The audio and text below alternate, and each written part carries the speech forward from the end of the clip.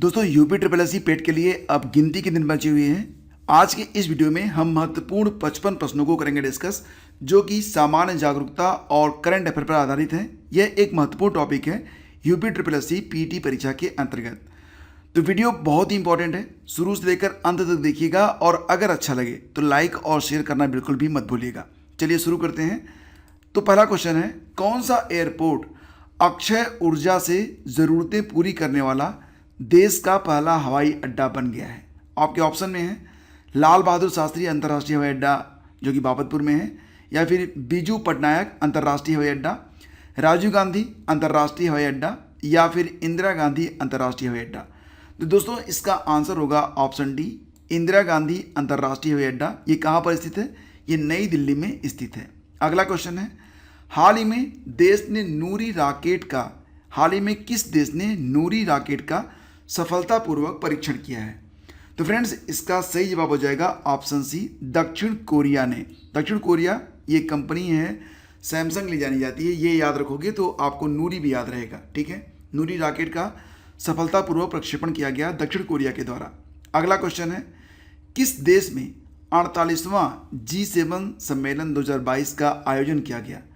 तो दोस्तों अभी हाल ही में जो G7 का 48वां शिखर सम्मेलन हुआ था, उसका आयोजन कहाँ पर हुआ था? देखो फ्रेंड्स इसका आंसर हो जाएगा, रूस में तो हुआ नहीं, पाकिस्तान तो कर ही नहीं सकता, भारत में नहीं हुआ था। सही जवाब है ऑप्शन बी यानी कि जर्मनी। कौन सा देश एशियाई साइकिलिंग चैंपियनशिप 2022 में 27 पदक के साथ शीर्ष स्थान पर रहा? एशियाई साइकिलिंग चैंपियनशिप 2022 में 27 पदकों के साथ शीर्ष पर कौन सा देश रहा? तो दोस्तों इसका आंसर हो जाएगा ऑप्शन, जी हाँ, ऑप्शन ए, जापान बिल्कुल करेक्ट है। अगला क्वेश्चन है, रक्षा मंत्रालय और गृह मंत्रालय ने अग्निवीरों के लिए 4 साल की सेवा के बाद कितने प्रतिशत नौकरियां आरक्षित करने की घोषणा की है? तो ये काफ़ी चर्चा में रहा था, तो प्रश्न बहुत ही इंपॉर्टेंट है। तो इसका आंसर बताइए क्या होगा? 20%, 10%, 30% या फिर 40%? इसका आंसर है 10%, यानी कि ऑप्शन बी करेक्ट है। कौन सा ऑस्ट्रेलियाई खिलाड़ी वनडे इतिहास में 99 रन पर स्टंप आउट होने वाला दूसरा क्रिकेटर बन गया है? और इसका आंसर क्या हो जाएगा? David Warner, option D correct है। ये बताओ कि one nation one ration card योजना से जुड़ने वाला देश का अंतिम राज्य कौन बन गया है? One nation one ration card योजना से जुड़ने वाला देश का जो अंतिम राज्य बना फ्रेंड्स, वो है असम, यानी कि ऑप्शन ए करेक्ट है। किस राज्य ने भारतीय बधिर क्रिकेट संघ यानी कि IDCA द्वारा आयोजित पहली अंडर 19 T20 राष्ट्रीय क्रिकेट चैंपियनशिप का खिताब जीता है? बताओ इसका आंसर क्या होगा? इसका आंसर है Andhra Pradesh, that is option A. अगला क्वेश्चन है, भारतीय जनता पार्टी ने किसको राष्ट्रपति चुनाव के लिए नामित किया है? तो फिलहाल तो चुनाव हो चुके हैं, और भारतीय जनता पार्टी ने किसको नामित किया था? द्रौपदी मुर्मू जी को। ठीक है, अगला क्वेश्चन है, किस भारतीय प्रौद्योगिकी संस्थान ने सेप्टिक टैंक को साफ करने के लिए एक रोबोट विकसित किया है? अच्छा प्रश्न है ये। तो सेप्टिक टैंक को साफ करने के लिए रोबोट विकसित किया गया किसके द्वारा? IIT मद्रास के द्वारा, यानी कि ऑप्शन डी करेक्ट है। निम्न में से कौन सा देश UN सिक्योरिटी काउंसिल का अस्थायी सदस्य नहीं है? UN सिक्योरिटी काउंसिल के जो 5 अस्थायी देश हैं उनके नाम आपको पता ही होंगे। एक तो चाइना है, रूस है, चाइना, रूस, फ्रांस, UK और अमेरिका। तो इसमें स्पेन नहीं है, तो ऑप्शन डी करेक्ट है। अंतर्राष्ट्रीय मजदूर दिवस प्रतिवर्ष कब मनाया जाता है, ये बताओ? इसका आंसर हो जाएगा प्रतिवर्ष 1 मई को होता है अंतर्राष्ट्रीय मजदूर दिवस। निम्न में कौन सा जोड़ा सुमेलित है? अर्थशास्त्र की रचना किसने की थी? देखो प्रश्न क्या है, कौन सा जोड़ा सुमेलित है? ठीक है, तो इसके बाद इसका आंसर आपको बताना है। तो देखो जो अर्थशास्त्र है इसके रचयिता हैं कौटिल्य।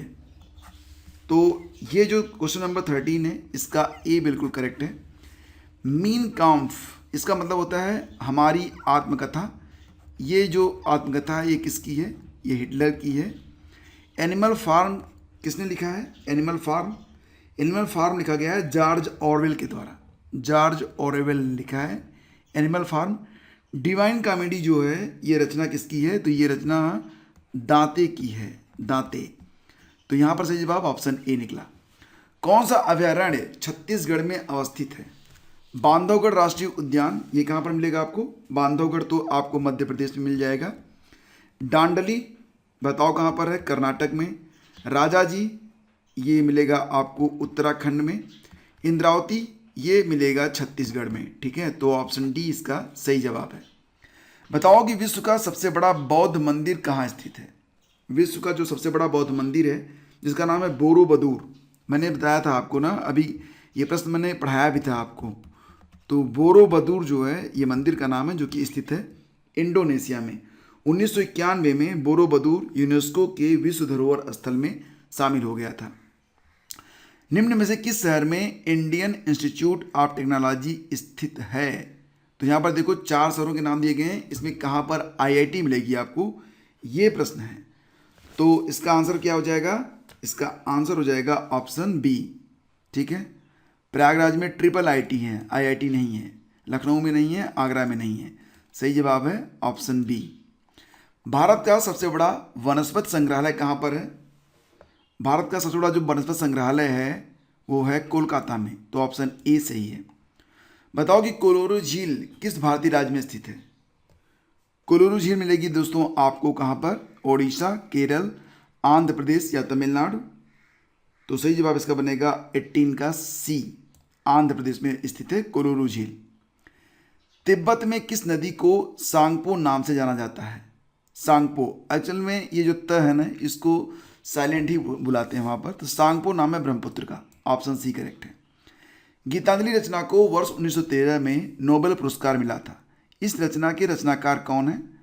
तो दोस्तों इसका आंसर है रविंद्रनाथ टैगोर, यानी कि ऑप्शन बी करेक्ट है। हाल ही में किस राज्य सरकार ने एन्नम एजुथम योजना को लॉन्च किया?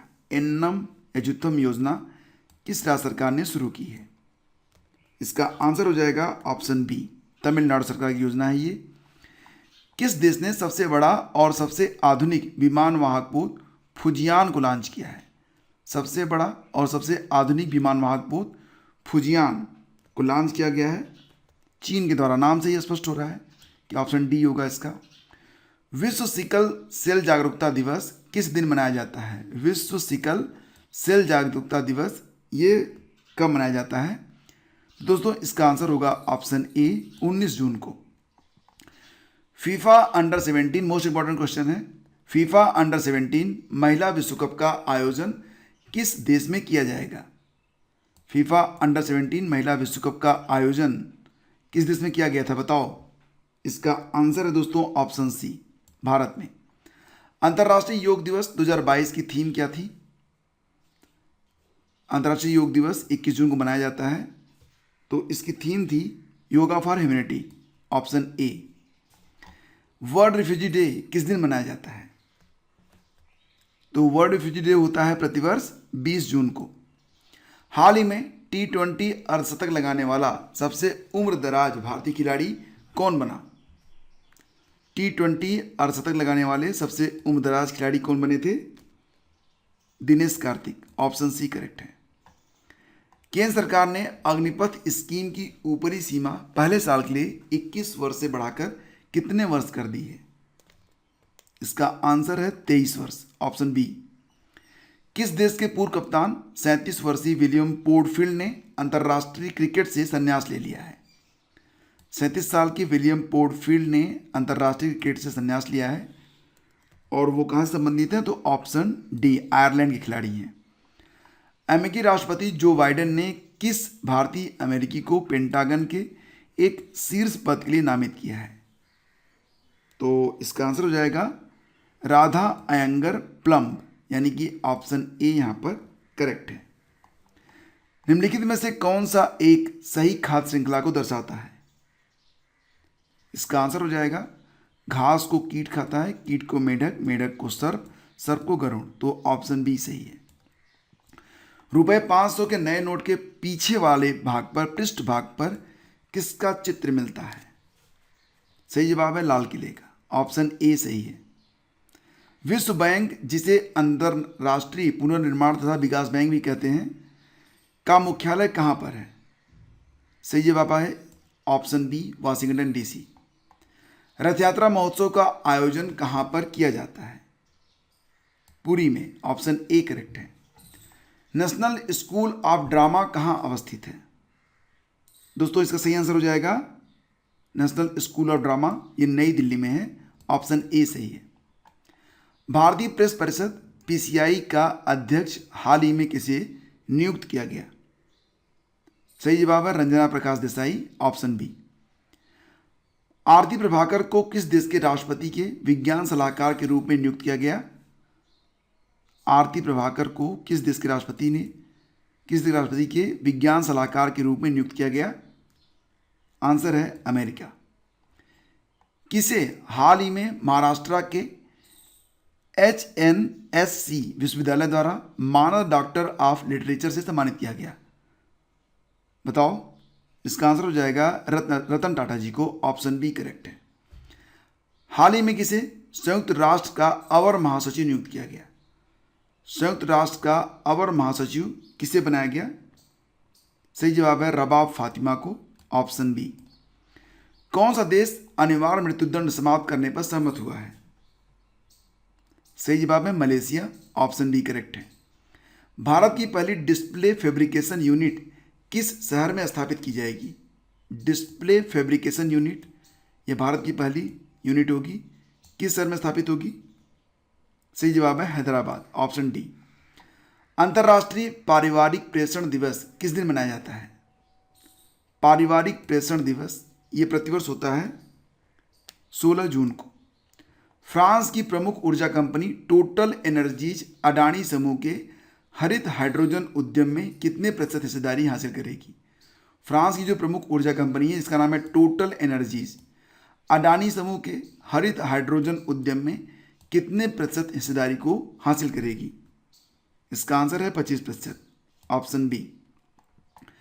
किस देश की सरकार ने कोविड महामारी के चलते भारतीयों पर लगाए गए सख्त वीजा प्रतिबंधों को हटाने का फैसला किया है? तो कोविड महामारी के चलते भारतीयों पर लगाए गए सख्त वीजा प्रतिबंधों को हटाने का फैसला किया गया था, ऑप्शन ए चीन के द्वारा। विश्व बुजुर्ग दुर्व्यवहार जागरूकता दिवस किस दिन मनाया जाता है? विश्व बुजुर्ग दुर्व्यवहार जागरूकता दिवस ये होता है प्रतिवर्ष 15 जून को। इनमें से कौन सा सही सुमेलित नहीं है? सही जवाब है दक्षिण पूर्व रेलवे गोरखपुर में नहीं है, ये बाकी सब यहाँ पर सही सुमेलित है। ठीक है। राष्ट्रीय सुदूर संवेदन केंद्र पूर्व मध्य रेलवे हाजीपुर मुख्यालय है, पूर्व रेलवे का मुख्यालय कोलकाता में है, पूर्वी तटीय रेलवे का मुख्यालय भुवनेश्वर में है और दक्षिण पूर्व रेलवे का मुख्यालय कोलकाता में है। ठीक है, कहाँ पर है? कोलकाता में। राष्ट्रीय सुदूर संवेदन केंद्र यानी कि NRSC ये कहाँ पर स्थित है? तो दोस्तों इसका आंसर हो जाएगा, बताओ इसका आंसर क्या हो जाएगा? सी, हैदराबाद में। बांग्लादेश की मुद्रा क्या है? वहाँ पर चलता है टका। बिहू किस राज्य से संबंधित है? सही जवाब है असम। विशाख दत्त रचित प्राचीन नाटक मुद्रा राक्षस का विषय किस पर आधारित है? सही जवाब है चंद्रगुप्त मौर्य के काल में दरबार के षड्यंत्रों पर आधारित है मुद्रा राक्षस, ऑप्शन डी करेक्ट है। दक्षिण एशियाई क्षेत्रीय सहयोग संघ सार्क की स्थापना कब की गई थी? और दोस्तों इसका आंसर क्या हो जाएगा? सार्क की स्थापना कब हुई थी? ऑप्शन ए 1985 में। अगला क्वेश्चन है, गोल्डन लैंड निम्नलिखित में से किस देश का एक लोकप्रिय उपनाम है? गोल्डन लैंड, स्वर्ण भूमि। सही जवाब है म्यांमार का। राष्ट्रीय रक्षा अकादमी NDA कहां पर स्थित है? खड़गवासला में। इंडिया मीन्स फ्रीडम के लेखक कौन है? मौलाना अबुल कलाम आजाद। नंदी पहाड़ियां आपको कहां पर मिलेंगी? कर्नाटक में। इसका जवाब है ऑप्शन सी। तो फ्रेंड्स ये थे 55 प्रश्न और उम्मीद करता हूँ इसमें से कुछ प्रश्न आपको एग्जाम में देखने को जरूर मिलेंगे। तो बने रहिए हमारे साथ। वीडियो अच्छा लगा है तो लाइक और शेयर करना बिल्कुल भी मत भूलिएगा। Have a great day. जय हिंद।